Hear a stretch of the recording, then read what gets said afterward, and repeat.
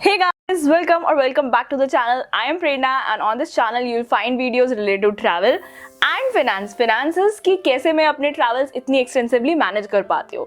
So let's begin this video. Today we are gonna talk about one of my favorite state in Northeast. Although मुझे पूरा Northeast ही बहुत पसंद है, पर मेघालय जाने के बाद it has become one of my favorite state in entire India. और वहाँ पे कैसे ट्रैवल करना है, क्या रहता है, आइटनरी बेस्ट क्या रहेगी, फूड कैसा है, बजट क्या है, वो सब कुछ आज हम डिस्कस करने वाले हैं.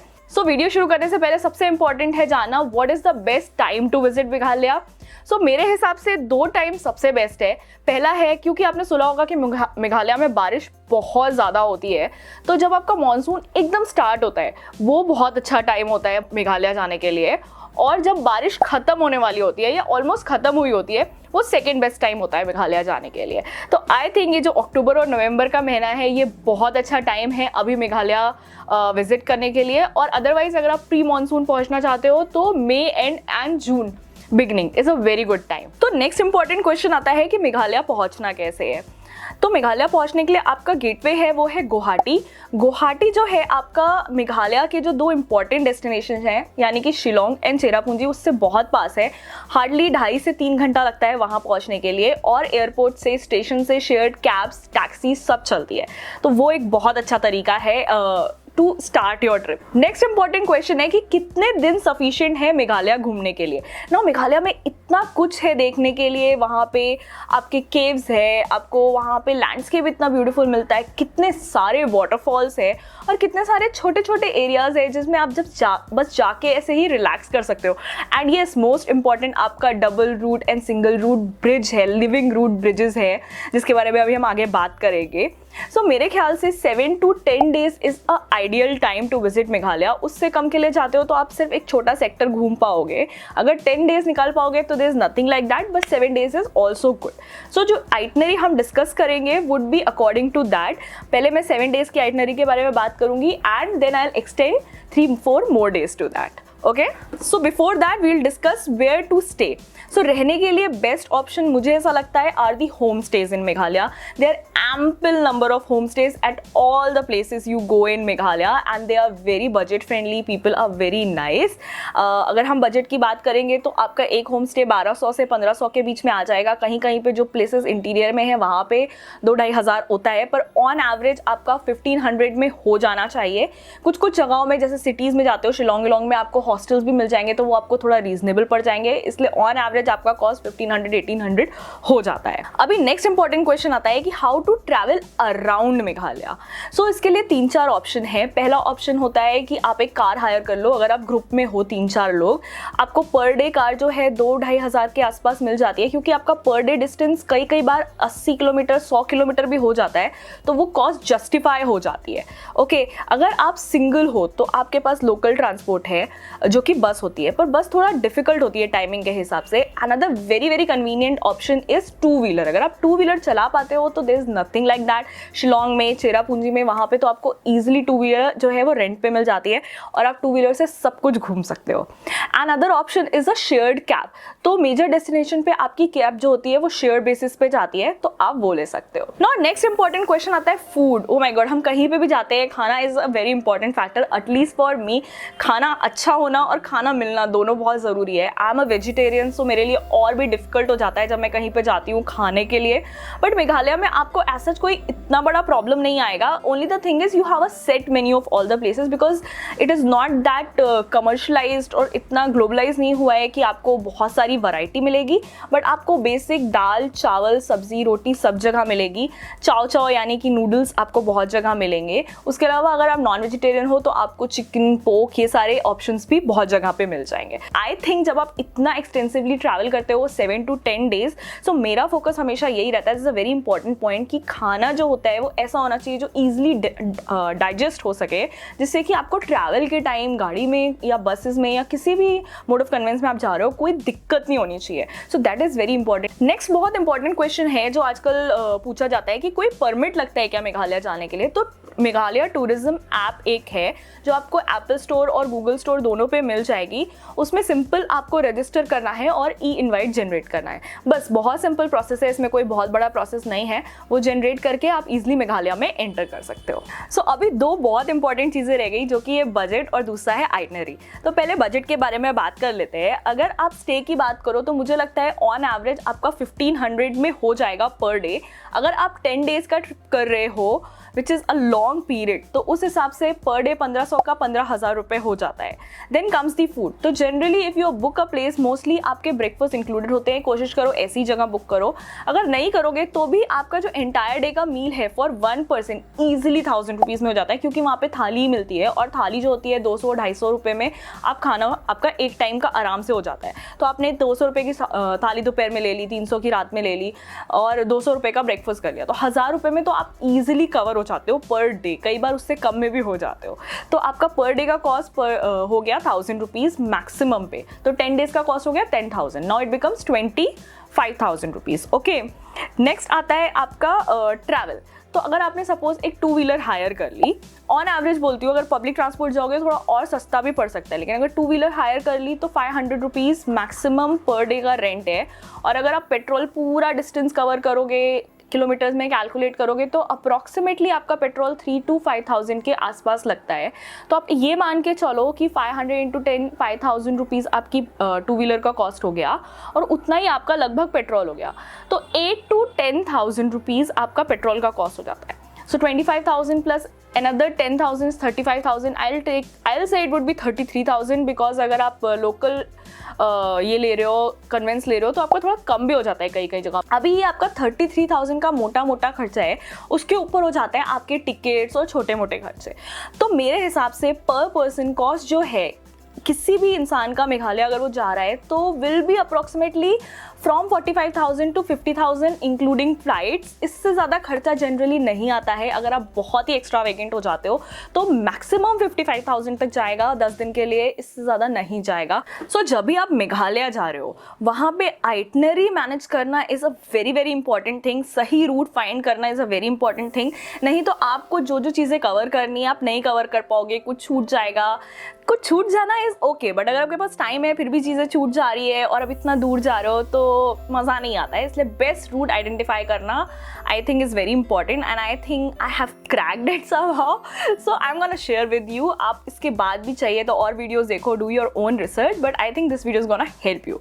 Okay, let's begin. By the way, अगर अब तक वीडियो अच्छा लगा है और आइटनरी स्टार्ट करने से पहले समझ में आया है कि आइटनरी तो अच्छी होने वाली है, तो please hit a like button and subscribe to the channel so that more and more people can watch this video and get benefited from that. Okay, let's continue. No, जैसे कि हमने डिस्कस किया था पहले कि आपका बेस डेस्टिनेशन गुवाहाटी है। सबसे पहले आप गुवाहाटी पहुंच जाओ। अगर आप, सबसे अच्छी बात है अगर गुवाहाटी आप सुबह सुबह पहुंच जाते हो या दोपहर तक 11-12 बजे तक भी पहुंच जाते हो, तो सेम डे आप शेयर्ड कैब लेके चेरापूंजी सोरा जा सकते हो। Now once you reach Cherrapunji there is lot of sightseeing which you can do on the same day. आप नोकालाइकी फॉल्स जा सकते हो, सेवन सिस्टर फॉल्स जा सकते हो, जिप लाइनिंग कर सकते हो और बहुत सारी चीजें हैं जो आप सेम डे में कर सकते हो। Now you stay back there one night that day and next day आप वहाँ पे caves explore कर सकते हो।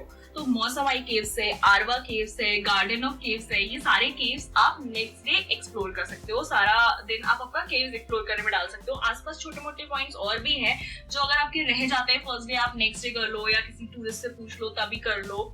तो बेसिकली 2 दिन आप प्रॉपर साइट सीइंग कर सकते हो और मौसम तो इतना अमेजिंग रहता है ना वहाँ पे कि I can't tell you. Okay, next day morning में उठ के आप चेकआउट करो और 6 या 6:30 बजे आप निकल जाओ डबल रूट ब्रिज का ट्रेकिंग के लिए।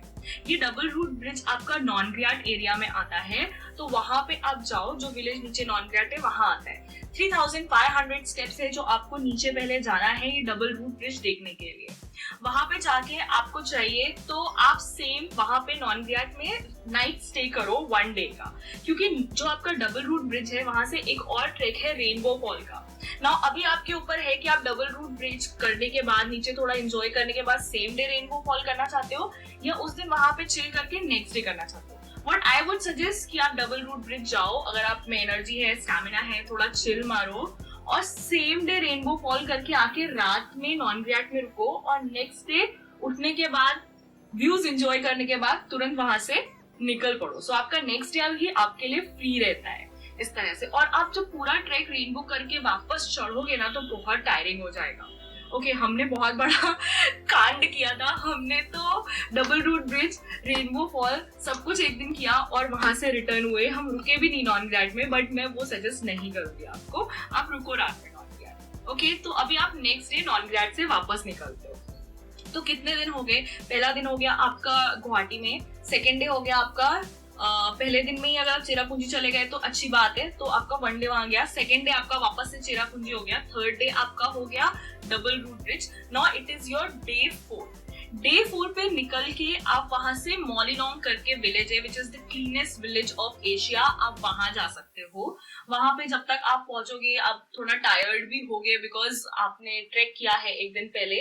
वहां पे पहुंच के आप विलेज के आसपास घूमो। वहां पे एक बैलेंसिंग रॉक करके है और सिंगल रूट ब्रिज है, वो ऑन द वे आप देखते हुए जा सकते हो।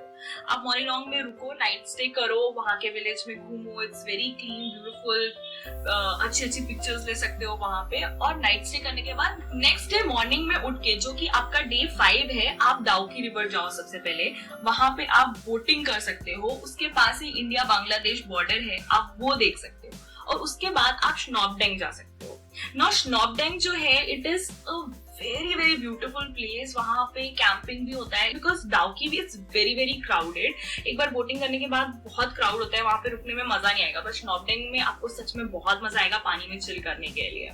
नाउ माय सजेशन इज कि आप ऑलरेडी एक रात मॉर्निंग रुक चुके हो, वापस मॉर्निंग मत जाओ। आप आज की रात स्नॉपडेंग में रुको, क्योंकि आपका कल का डेस्टिनेशन जो है वो स्नॉपडेंग से काफी क्लोज पड़ेगा। और नेक्स्ट डे जो कि आपका डे 6 होगा, आप स्नॉपडेंग से निकल के शिलोंग जाओगे। बट आप डायरेक्टली शिलोंग नहीं जाओगे, आप on the way Krangsuri waterfall cover करोगे। Trust me, it is one of the best waterfall, best waterfall to go to. वहां पे आप स्विमिंग कर सकते हो, आप इंजॉय कर सकते हो पानी में। Just see this picture, oh my god, so much fun we had there. We spend good 2.5 to 3 hours। हम पानी में गए, चिल मारा, उसके बाद ऊपर गए, अच्छा खाना खाया, and just you get life jackets there and everything. So it is a must visit place अगर आप मेघालय जा रहे हो। ओके, तो ऑन द वे आप उसको कवर करो और फिर रात में शिलोंग पहुंच जाओ। शिलोंग पहुंच के आप आपके होटल या रूम में जहां पे भी जा रहे हो वहां चेक इन करो और थोड़ा चिल मारो। अभी आपका आ जाता है डे 7। अगर आप 7 डेज की ट्रिप पे हो तो ये आपका लास्ट डे है, आप कल 8 डे पे निकल जाओगे। तो आपके पास 2 ऑप्शन है शिलोंग में। पहला ऑप्शन है कि मोफलांग फॉरेस्ट करके, मोफलांग सेक्रेड फॉरेस्ट और लैटलिन कैनियन करके 2 जगहें हैं, आप वहां पे जा सकते हो। पर ये 1-1 1.5 घंटा दूर है, तो आपका पूरा दिन इसमें जाएगा। और शाम को आके आप मार्केट एक्सप्लोर कर सकते हो। आप 6 बजे तक वापस आ जाओगे ये दोनों जगह कवर करके, 5-6 बजे तक। या तो आप वो कर सकते हो, नहीं तो दूसरा ऑप्शन आपके पास ये है, अगर आप इतना दूर नहीं जाना चाहते हो, सिर्फ स्कूटी हायर करके शिलोंग में ही घूमना चाहते हो, वो भी बहुत अच्छा ऑप्शन है। Although I would highly recommend Mawphlang sacred forest because it's beautiful. But अगर नहीं होता है तो कोई जबरदस्ती नहीं है। आप लोकल साइट सीइंग में आप Elephanta falls, Don Bosco museum is again very very nice, must recommend that, वो देख सकते हो। शिलोंग सिटी व्यू के लिए जा सकते हो, और ऐसे भी just ride around the city scooty hire करके, वो भी बहुत अच्छा एक्सपीरियंस है। तो इस तरह से अगर आपकी 7 दिन की ट्रिप है तो 7वें दिन यहाँ खत्म हो जाती है, एंड 8वें दिन आप गुवाहाटी के लिए वापस निकल जाते हो एंड फ्लाइट लेके घर पहुंच जाते हो। नाउ अगर आप 10 दिन की ट्रिप पे हो तो आप 7वें दिन जो मैंने फॉरेस्ट बताया, कैनन बताया, वो करो, और 8वें दिन लोकल साइट सीइंग करो, तो आपके 8 डेज यहाँ पे कवर हो जाते हैं। अब 9th डे पे क्या करना है? तो 9th डे पे आप शिलोंग से निकलो और मॉलिंग बना करके एक जगह है, वहां पे जाओ। I would suggest you start your day early, like around 7 or 8 o'clock। तो आप मॉर्निंग बना 2.5-3 घंटे में 11 बजे तक पहुंच जाओगे। अभी वहाँ पे बहुत सारी एक्टिविटीज होती है, आप कयाकिंग कर सकते हो, क्लिफ जंपिंग कर सकते हो, पानी में एंजॉय कर सकते हो। तो ये सारी बहुत अमेजिंग चीजें होती है वहाँ पे। तो आप मॉर्निंग बना जाओ, ये सब कुछ करो, खाना खाओ, और 2-2:30 बजे तक, 3 बजे तक वहां से निकल जाओ। और फिर आप मोफलनूर करके एक छोटा सा गांव है, वहां पे जाओ। Oh my God, it is like out, it's like a shire from Lord of Rings. It's just out of some magical place. It's so quiet. बहुत कम टूरिस्ट आते हैं. अगर आप मेरी तरह ऑफ बीट जगहों में इंटरेस्टेड हो तो आप वहाँ जाओ और वहाँ पे ओवरनाइट स्टे करो. सुबह थोड़ा घूमो. It's just chill. वहाँ पे कुछ नहीं है एक्चुअली करने के लिए. It's just the beauty of the place. You went to see there और उसके बाद नेक्स्ट डे निकल के 10th डे पे आप गुवाहाटी आ सकते हो. अगर आपको सिर्फ मॉर्निंग बना करना है, वो सब एक्टिविटीज करने के बाद आप थक जाते हो और आपको मॉफलून नहीं जाना है, थोड़ा रिसर्च कर लेना मॉफलून के बारे में गूगल पे, तो आप सीधे मॉर्निंग बना से निकल के गुवाहाटी जा सकते हो और 10th डे आप चेक आउट कर सकते हो. सो ये है आपकी 7 to 10 डेज की itinerary and trust me once you reach Meghalaya and you explore all these places, you would never ever want to come back from that place. Because the thing is, मैंने एक चीज मेंशन की, रास्ते बहुत अच्छे हैं. आप स्कूटी लो, कोई भी मोड ऑफ कन्वेंस लो, आप इजीली ट्रैवल कर सकते हो. और दूसरा वेदर बहुत कंड्यूसिव है, बहुत फेवरिंग है, तो आप इजीली घूम सकते हो. थोड़ा हाँ, व्हाट टू पैक में मैं बोलूँगी कि थोड़ा mix of light and heavy cloth लेके जाओ. बहुत हेवी क्लोथ की जरूरत नहीं पड़ती बिकॉज एक्सट्रीमली ठंडा नहीं होता है. Because it's a rainy weather and not a winter weather. So you go and have fun and enjoy, and let me know if you ever go to Meghalaya and use this itinerary. Please tag me on Insta. I'm available on Insta and I would be so happy to see that. So we have come to the end of this video. If you like this video, please give it a big thumbs up so that ये itinerary और लोगों के पास भी पहुंच पाए. ये video और लोगों के साथ शेयर करो जो भी जाने वाला है. And subscribe to my channel, guys. It's free so that you can get more and more valuable content in future. And I'll see you next time with amazing itinerary from amazing places. Until next time, take care. Bye bye.